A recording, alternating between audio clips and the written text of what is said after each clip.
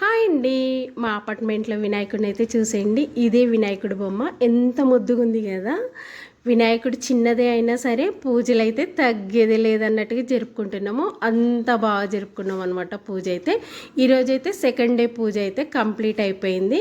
ఇంకా అందరం అయితే హ్యాపీగా రోజు ఇలాగే సెలబ్రేషన్ చేసుకోవాలి 5 days వరకు అయితే హ్యాపీగా అనేసి మాట్లాడుకున్నాం అనమాట.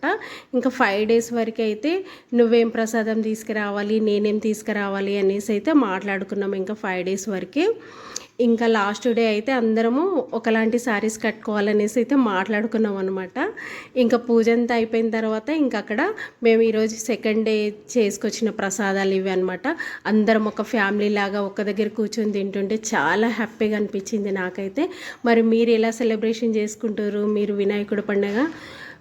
మా వీడియో ఎలా ఉందో కామెంట్ చేయండి. వీడియో నచ్చితే లైక్ చేసి సబ్స్క్రైబ్ చేసుకోండి. ఓకే.